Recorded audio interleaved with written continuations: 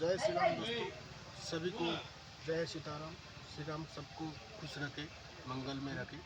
ये चैनल सिर्फ और सिर्फ हर गांव का, देश की हर गांव का राम मंदिर और हनुमान मंदिर के ऊपर बना जाएगा। ऐसे बहुत सारे गांव हैं, बहुत सारे मंदिर हैं जिसके बारे में कोई जान नहीं पा रहा है, चाहे नया हो या पुराना हो। कोई भी कहाँ भी ब्लॉग करे, कोई भी कहाँ भी विजिट करे, अपना वीडियो डाले। यहाँ पे हर गांव का मंदिर में राम मंदिर का खासियत क्या है, हनुमान मंदिर का खासियत क्या है, सिर्फ और सिर्फ वो ही डाला जाएगा। और जय श्री राम।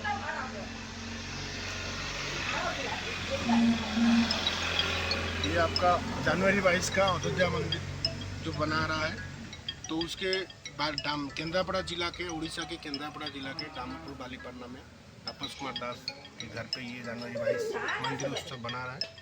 हम लोग का औकात नहीं वहाँ तक पहुँच पाएंगे, या खुशनसीब बंदे नहीं यहाँ तक जा सके उस दिन में। तो उस दिन में अपने घर को राम को बुलाने की छोटी सी प्रयास, उसमें आपकी आशीर्वाद की मनोकामना है।